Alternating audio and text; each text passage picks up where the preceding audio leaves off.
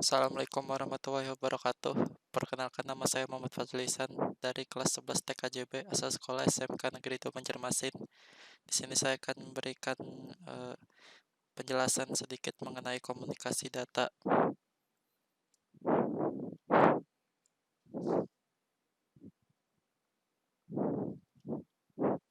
Pengertian komunikasi. Komunikasi adalah sebuah proses yang meliputi pengiriman dan penerimaan pesan serta pemahaman terhadap pesan yang disampaikan.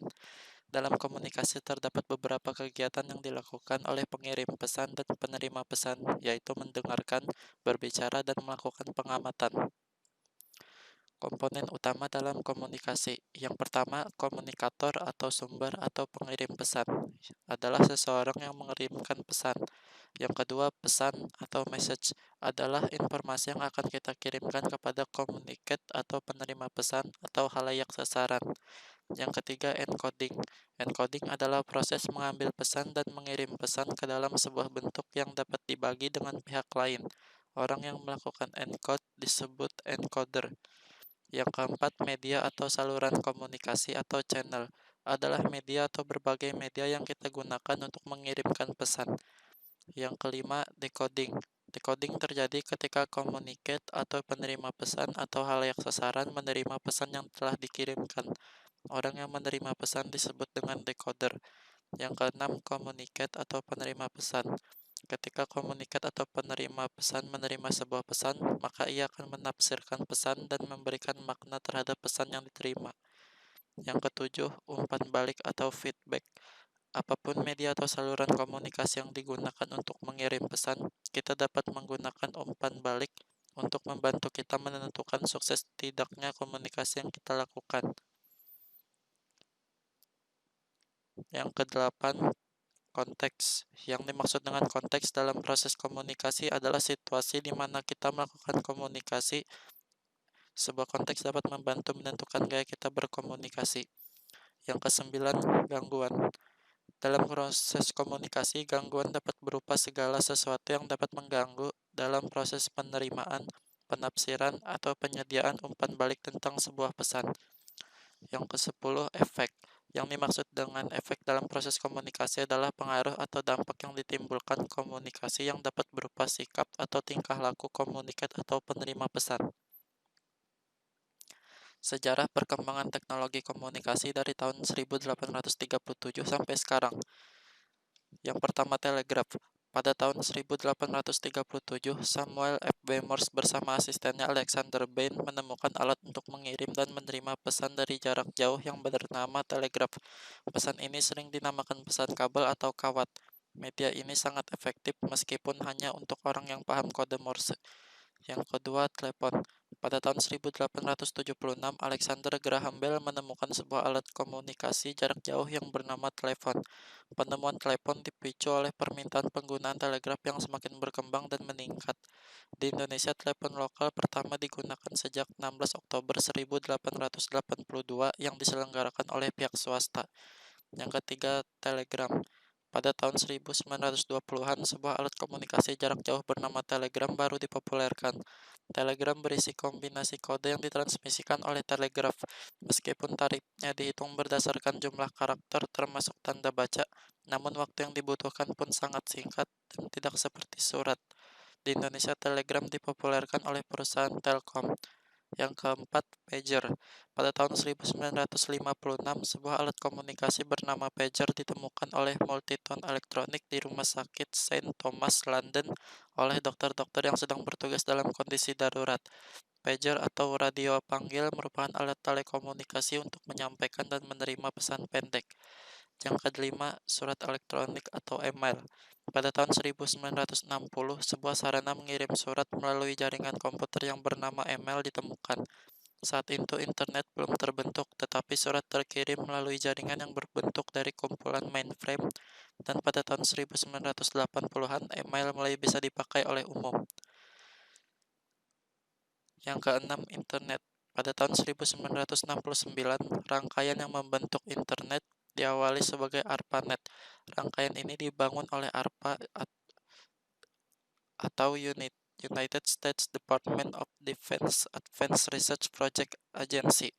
Tahun 1983, ARPANET menukar protokol rangkaian pusatnya dari NCP ke TCP atau IP yang merupakan awal dari internet yang kita kenal. Yang ketujuh, telepon genggam atau handphone. Pada tahun 1973, Martin Kohler dari Motorola Corp menemukan sebuah alat komunikasi yang bernama telepon genggam atau handphone. Telepon ini kemudian dikenal sebagai telepon genggam generasi pertama atau 1G. Dari model inilah kemudian muncul telepon genggam berikutnya. Yang berikutnya, pesan instan. Pada tahun 1996, pesan instan atau messaging meledak saat diperkenalkan ICQ.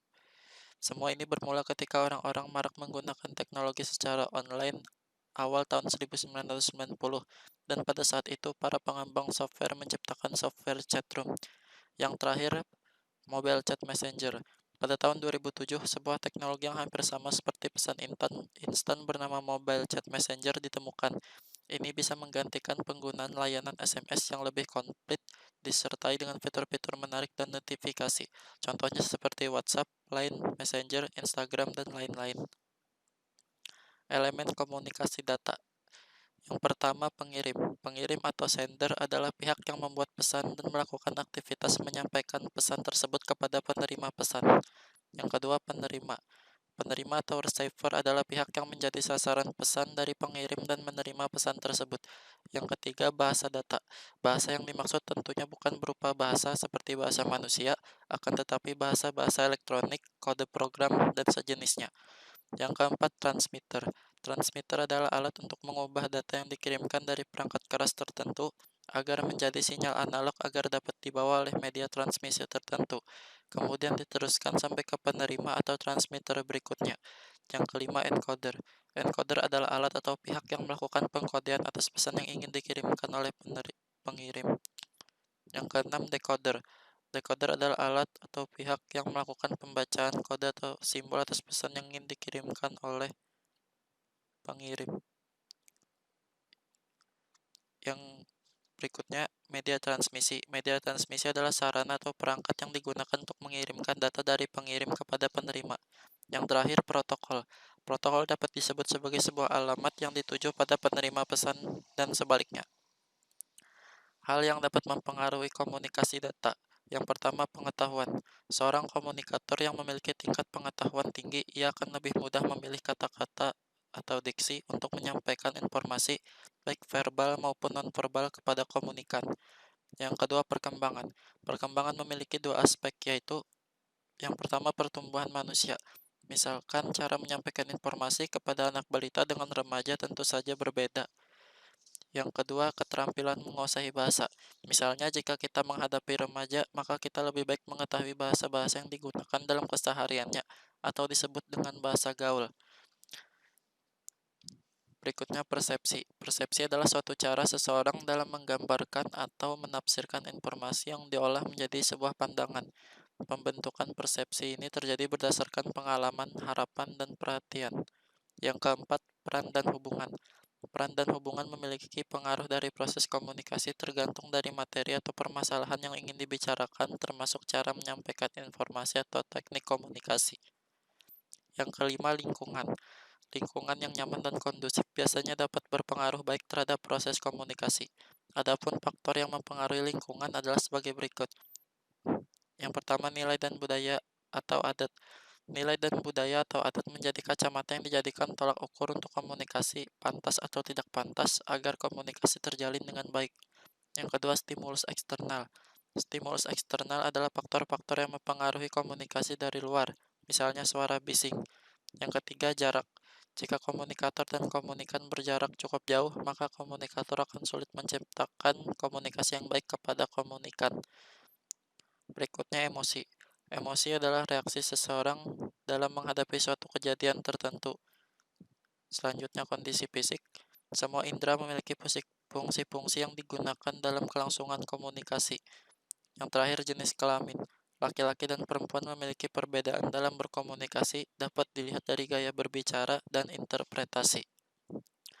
Sinyal digital dan sinyal analog. Sinyal digital merupakan hasil teknologi yang dapat mengubah sinyal menjadi kombinasi urutan bilangan 0 dan 1, juga dengan biner, sehingga tidak mudah terpengaruh oleh draw. Proses informasinya pun mudah, cepat, dan akurat. Tetapi transmisi dengan isyarat digital hanya mencapai jarak jangkau pengiriman data yang relatif dekat. Biasanya isyarat ini juga dikenal dengan isyarat diskret. Sinyal analog. Sinyal analog adalah sinyal data dalam bentuk gelombang yang kontinu yang membawa informasi dengan merubah karakteristik gelombang. Isyarat analog biasanya dinyatakan dengan gelombang sinus. Mengingat gelombang sinus merupakan dasar untuk semua bentuk isyarat analog.